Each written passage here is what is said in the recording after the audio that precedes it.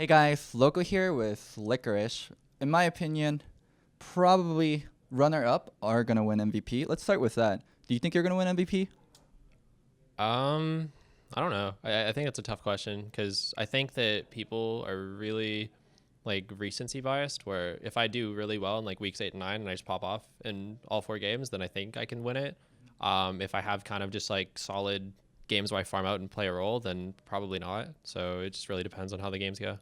You should talk to Reapered about that to make sure you get carries on week 8, 9. Yeah, I'll see what I can do, but I don't know if Reaper will like that discussion too much. Coach, I gotta win MVP. Yeah, I mean, I'll do my best. We'll see what happens. What's the relationship been like with Reaper? Because I know he used to play top lane, very intelligent, knows how to play the map and teach you macro. But you did say one thing. I know how to lane better than Reaper. If he knew how to lane better than me, then he'd be the one playing and not the one coaching.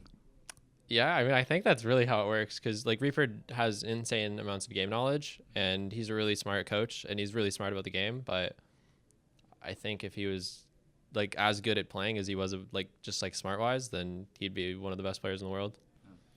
I play with him. He's just Hearthstuck Diamond. Oh, he's not even Diamond right now.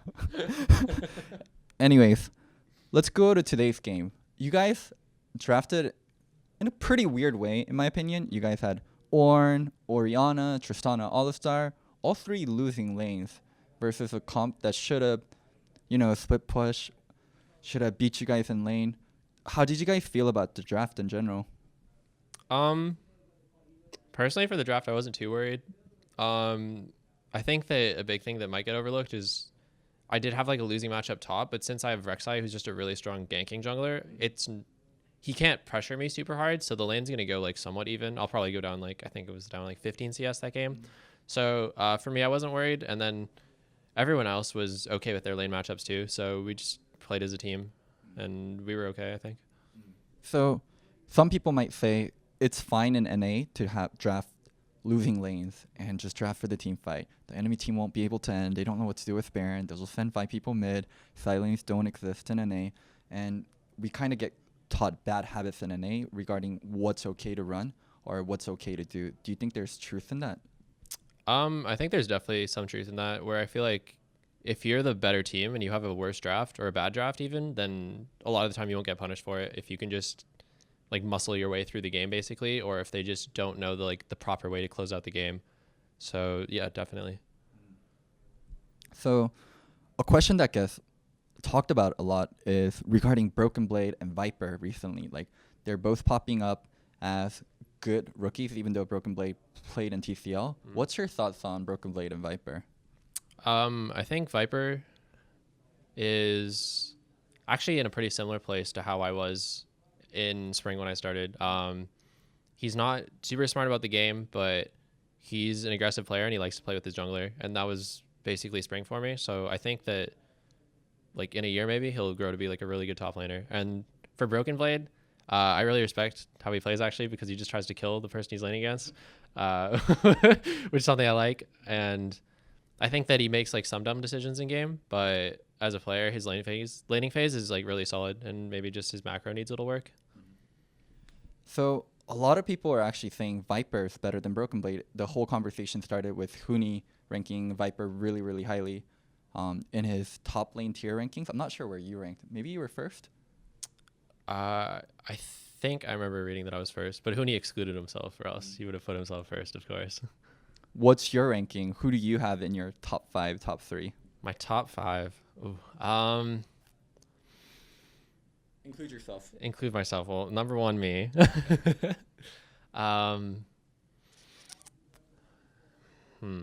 It's actually a tough question. I feel like top laners right now are just so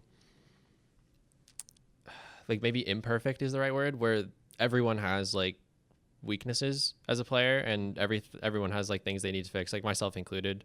I think I have a lot of like bad habits right now that I should like shore up and fix to be a better player. And I think it's the same for everyone. So it really depends on like what you need from them. If I had to, I'd say me first, Impact second, and then maybe like tied for third would be like Haunter, Broken Blade, Viper. Yeah, I don't even know. Like, I guess that's my top 5. I feel like I could have forgot someone too. So What a great PR answer. Include. Let's go with me first because I'm confident, and then we have to give it to Impact because he's on the first place team. After that, everyone's all the same. well, I mean, Impact has the most like obvious weakness, which is kind of like his champ pool. But at the same time, he's really good at being just like a role player, tank player, and like he's basically unrivaled on tanks just for having like the most game impact. So for sure, second place would go to him. And then after that, I really don't know. I guess players don't sit there thinking like, what is my tier list? That's just what analysts do. Yeah. So let's move on a little to the rest of the team. It was a huge question mark for me, and I always wanted to ask someone in C9 once I thought of it. How'd you guys realize Zazel would end up being a better player than Smoothie? Because you guys let Smoothie go, who was touted as one of the best NA supports, and somehow ended up with a support that was better than him. You guys found him in Academy. Like, that's crazy. Like, how did that whole thing happen, and how'd you guys realize Zazel would be better or Zazel would be better for the team? I honestly, I mean, I'm kind of sad because I feel like I can't give you a good answer for this. It was really just the coaching staff who decided. They were just like Reapered and Jack and everyone got together and they were like, okay, we're going to go with Zazel like for this week and then maybe possibly moving forward. And I guess they saw something good. It wasn't really like a player decision at all. It was just the staff kind of decided that they wanted to move forward with Zazel, and Zazel's been doing amazingly well since then. So, Were you surprised at all that you guys were staying with Zazel long term? Because Smoothie won. Yeah, he never won championships on C9, but he did extremely well on C9. He went to finals, and he is touted as one of the best supports in NA, along with Afro, and then now with Core JJ. Were you guys surprised at all that you guys were letting go of such a top tier player? it was definitely a bit weird for us. But like basically they wanted to give Zazel like more starting time and they wanted to like move forward with him as more of like a starter role and as Smoothie more the sub role. And like Smoothie's a fantastic player and he was like, I'd rather just start somewhere else. So then Cloud9 just let him be a starter somewhere else and they just didn't want to keep him. So it's kind of like natural that it happened that way. I don't think that we were like, yeah, we're just going to like get rid of this guy. Like we want him gone kind of thing. It was more just how it worked out for everybody. So you're one of the only top laners that actually play split push and doesn't group with the team. Why is that so? Why do we group up as 5 in NA so much? Why do we just pick Sion and just group up mid and take the team fights? I think that a lot of it has to do with how your team is playing. I think that the macro for a lot of the game gets kind of separated into like the 4 and then the top laner and the side lane. And sometimes it's the mid laner, but whoever's like splitting bot lane is kind of just like separate from the team.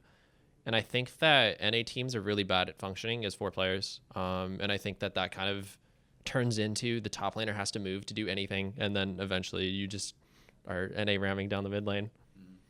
What separates C9? Why are you guys able to win 3-1? Why are you guys able to drive so much in this manner while other teams aren't? I think a lot of it is I just know exactly what I want to do in game. And I'm not sure, like, it might not be like 100% the correct way to play, but I have a very good idea of how I want to play the game. So I can very clearly like talk to my team and be like, okay, like I'm going to push this wave, do a camp, push another wave. And then that's my move timing. And then we can like do stuff together or just like basically how I want to play.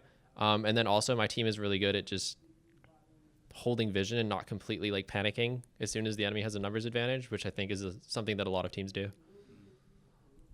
So you're one of the very, very few rare pure NA grown players that has been successful and has done well.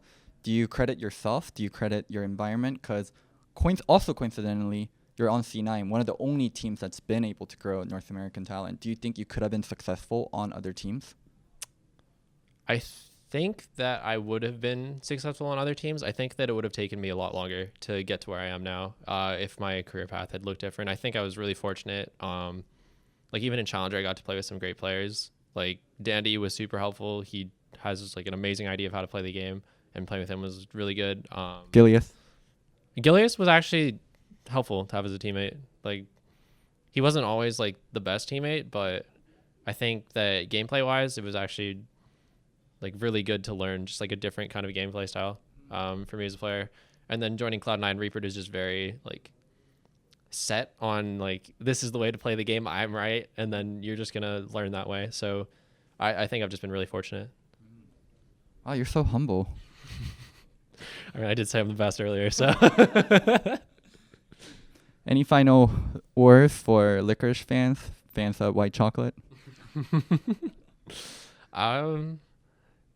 Just the basic stuff. Like, I don't know. Like, thanks for the support. I'm gonna keep trying to be better, and I said I'm the best, and I'll try to improve and be the best by a bigger margin, I guess.